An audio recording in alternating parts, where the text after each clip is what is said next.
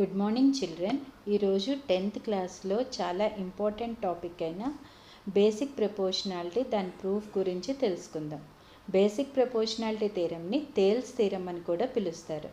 ఈ థీరంని ప్రూఫ్ గురించి తెలుసుకోవడానికి ముందు ఈ థీరం యొక్క స్టేట్మెంట్ని ముందు అర్థం చేసుకోవడానికి ట్రై చేద్దాం. ఫస్ట్ ఆ స్టేట్మెంట్ ఏంటో ఒకసారి చదువుతాను, వినండి. If A line is drawn parallel to one side of the triangle to intersect the other two sides at two distinct points divides the two sides in same ratio. ఈ statement యొక్క అర్థం ఏంటో తెలుసుకుందాం ముందు. If A line is drawn parallel to one side of the triangle, so DE అనే లైన్ని నేను బీసీకి ప్యారలల్గా డ్రా చేసుకుంటున్నాను.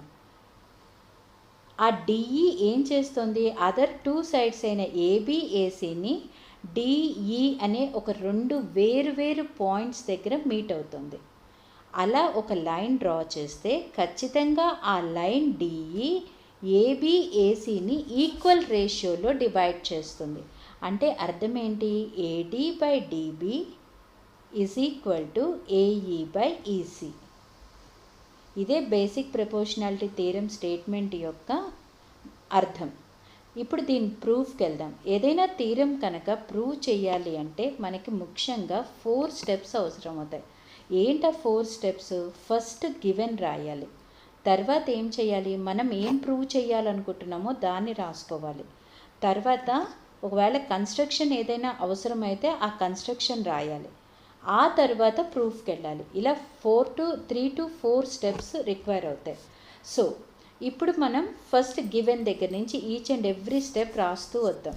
ముందు గివెన్. ఈ స్టేట్మెంట్లో గివెన్ ఏమిచ్చాడు, ఎప్పుడూ కూడా థీరం యొక్క స్టేట్మెంట్లో ఇఫ్ తర్వాత ఏదైతే ఉంటుందో దాన్ని గివెన్ కింద తీసుకుంటాం. దెన్ తర్వాత వచ్చిన పార్ట్ని మనం ప్రూవ్ చేయాల్సిందిగా తీసుకుంటాం. సో ఏం చెప్పాడు ఇక్కడ గివెన్లో,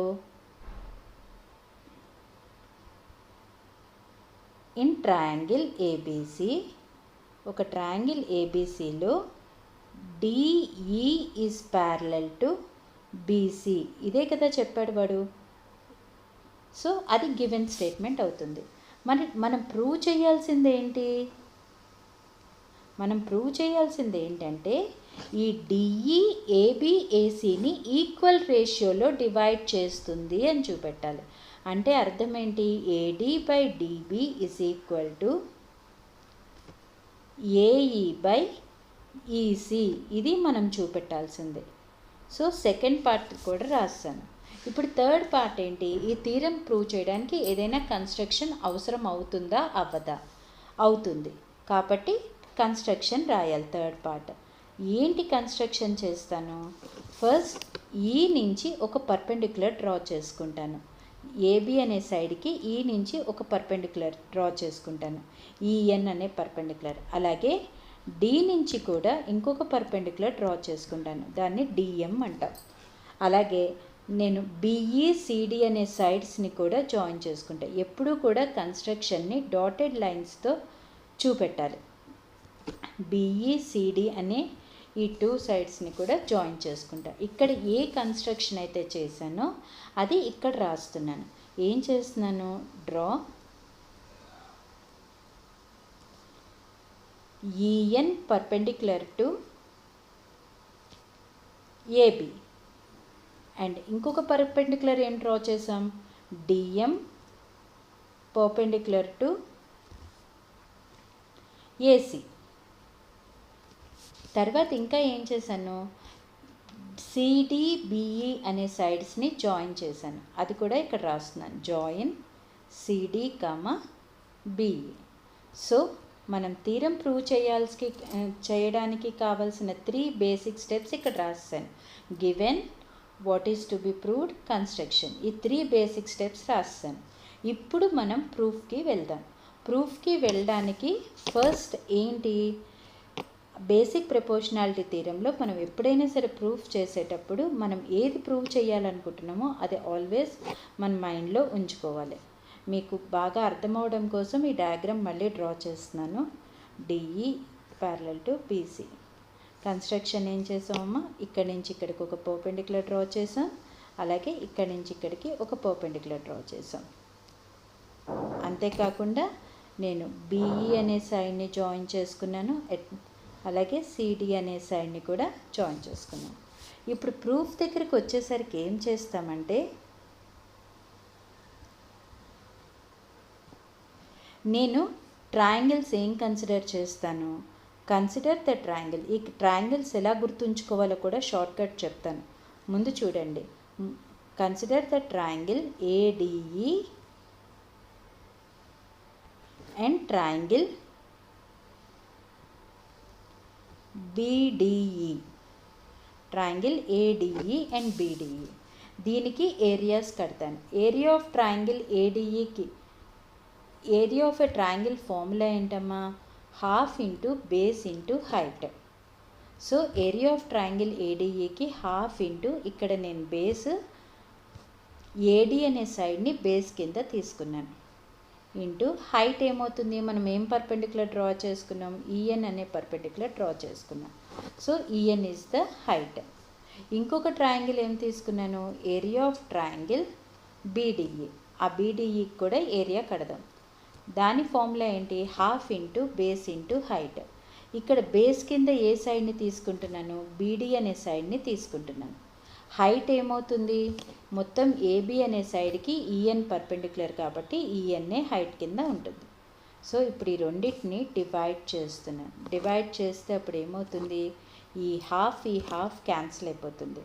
అలాగే ఈ EN కూడా క్యాన్సిల్ అయిపోయి ఏది మిగులుతుంది, AD బై BD మిగులుతుంది. దీన్ని ఫస్ట్ ఈక్వేషన్ అనుకుందాం. ఎందుకు డివైడ్ చేశాను, మనం థీరంలో నేను అదే చెప్తున్నాను, ఏదైనా థీరం చేసేటప్పుడు ప్రూఫ్ మైండ్లో ఉంచుకోవాలి. థీరంలో ఏం చూపెట్టాలి, ratio of the sides equal అని చూపెట్టాలి. కాబట్టి ఇక్కడ డివైడ్ చేయడం జరిగింది. సో దీన్ని ఫస్ట్ ఈక్వేషన్ కింద ఉంచుకోండి. ఇప్పుడు ఇంకొక 2 ట్రయాంగిల్స్ కన్సిడర్ చేస్తాను. ఏ 2 ట్రయాంగిల్స్ కన్సిడర్ చేస్తాను, ADE. ఇప్పుడు ఈ ఫస్ట్ పార్ట్లో కన్సిడర్ చేసిన ట్రయాంగిల్లోనూ అబ్జర్వ్ చేయండి, ADE ఉంది. సెకండ్ పార్ట్లో కూడా ADE కామన్గానే ఉంటుంది. ఈ కింద ఉన్న ఇంకొక ట్రయాంగిల్ ఏంటి, CDE ట్రయాంగిల్ తీసుకుంటాను. సో నెక్స్ట్ పార్ట్లో ఏం ట్రయాంగిల్స్ కన్సిడర్ చేస్తానమ్మా, I will consider the triangles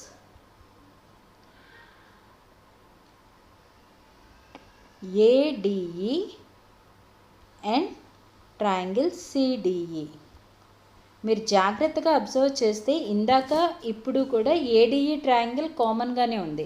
ఈ రెండో ట్రయాంగిలే మారుతుంది. ఈ రెండో ట్రయాంగిల్ ఏంటి, ఫస్ట్ కేసులో ఏం చేశాను, BDE ట్రయాంగిల్. ఈ కింద పార్ట్ వచ్చే ట్రయాంగిల్స్ చూడండి, ఫస్ట్ కేసులో BDE ట్రయాంగిల్ తీసుకున్నా, సెకండ్ కేసులో CDE ట్రయాంగిల్ తీసుకున్నా. ఈ 2 ట్రయాంగిల్సే మారుతున్నాయి కానీ ఈ ఫస్ట్ ADE ట్రయాంగిల్ కామన్గానే ఉంది. అబ్జర్వ్ చేయండి. ఇప్పుడు వీటికి కూడా ఏరియా కడతాను. Area of triangle ADE. ADEకి ఏరియా ఆఫ్ ఏ ట్రయాంగిల్కి ఫార్ములా ఏంటి, half into base into height. ఇప్పుడు బేస్ కింద ఏం తీసుకుంటాను, ఈ ట్రయాంగిల్లో ఈ AE అనేది తీసుకుంటాను. AC సైడ్ మీద వచ్చే AEని బేస్ కింద తీసుకుంటాను. ఎప్పుడైతే AEని బేస్గా తీసుకున్నానో ఈ AC సైడ్కి ఉన్న పర్పెండిక్యులర్ ఏంటి, DM పర్పెండిక్యులర్గా ఉంది. కాబట్టి హైట్ ఏమవుతుంది, ఇక్కడ DM అవుతుంది. అలాగే area of triangle CDE. Area of triangle CDE. దీనికి ఫార్ములా ఏంటమ్మా, half into base into height. ఇక్కడ బేస్ ఏం తీసుకుంటున్నాను, CE. AC సైడ్ మీద వచ్చే పార్ట్ని నేను బేస్ కింద తీసుకుంటున్నాను, CEని బేస్ కింద తీసుకుంటున్నాను. ఈ AC మొత్తంలోకి పర్పెండిక్యులర్ ఏంటి, DMఏ హైట్ అవుతుంది.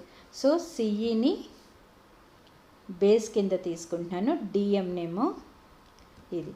ఇప్పుడు ఈ హాఫ్ క్యాన్సిల్ అయిపోతుంది. అలాగే ఈ DM క్యాన్సిల్ అయిపోతుంది.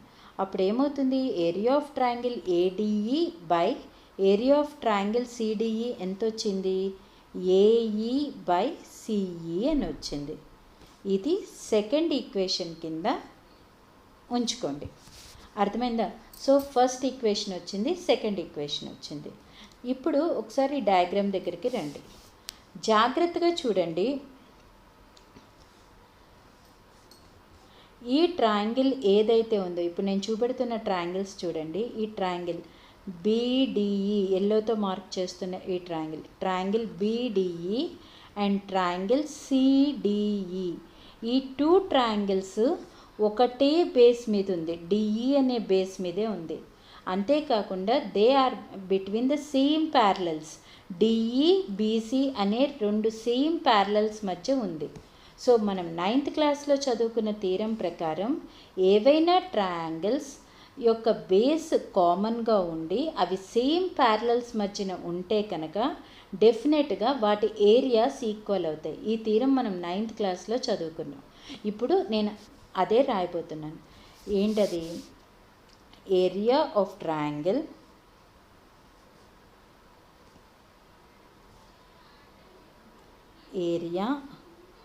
Triangle BDE and area of triangle, ఇందాక మీకు ఏదైతే చెప్పానో అదే ఇక్కడ రాస్తున్నాను. Area of triangle BDE and area of triangle CDE అవి ఎక్కడున్నాయమ్మా? ఒకటే బేస్ మీద ఉన్నాయి. Are on the same base. ఏంటా same base? D are on the same base DE and between the same parallels. మీకు డయాగ్రామ్ చూస్తే అక్కడ పైన డయాగ్రామ్ కనబడుతుంది చూడండి. ఆ డయాగ్రామ్ చూస్తే చాలా క్లియర్గా అర్థమవుతుంది. And between the same parallels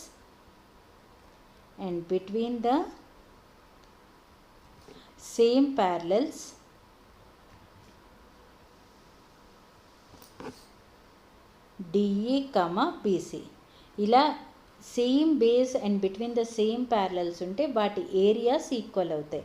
అది మనం 9th క్లాస్లో చదువుకున్న theorem. Area of triangle BDE is equal to area of triangle CDE. ఈ రెండిటి ఏరియాస్ ఈక్వల్ ఉంటాయి. దీన్ని ఈక్వేషన్ 3 కింద తీసుకుంటాను. ఇప్పుడు జాగ్రత్తగా చూడండి. ఫస్ట్ ఈక్వేషన్లో మనకి ఏమని వచ్చింది? Area of triangle ADE by area of triangle BDE is equal to AD by DB అని వచ్చింది. అది ఫస్ట్ ఈక్వేషన్. సెకండ్ ఈక్వేషన్ ఏమని వచ్చింది? Area of triangle CDE by area of triangle ADE is equal to మనకి ఏమని వచ్చింది? AE by CE అని వచ్చింది. సో ఈ 2 పార్ట్స్ వచ్చాయి. ఇప్పుడు థర్డ్ పార్ట్ ఏమని వచ్చింది మనకి? These 2 triangles are equal. దీన్ని బట్టి మనం ఏం రాయొచ్చు? Therefore from equation 1, equation 2, equation 3 ఏమవుతుంది?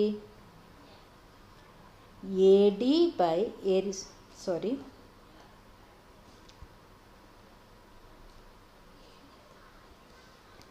area of triangle ADE by area of triangle BDE is equal to, ఇక్కడ నేను BDE బదులు ఏం రాసుకోవచ్చు? నేను CDE అని రాసుకోవచ్చా, రాసుకోకూడదా? థర్డ్ ఈక్వేషన్ బట్టి 2 ఈక్వల్ అని వచ్చాయి. So area of triangle ADE by area of triangle CDE. ఇది ఎందుకు రాయగలుగుతున్నాను? థర్డ్ ఈక్వేషన్లో ఇది ఈక్వల్ అని ఉంది, అందుకని రాస్తున్నాను. సో మనం ఏమని కన్క్లూడ్ అవ్వచ్చు అప్పుడు? AD by DB is equal to AE by EC. ఇదేం కదా మనం ప్రూవ్ చేయాల్సింది, 2 ప్రూవ్లో రాసింది. హెన్స్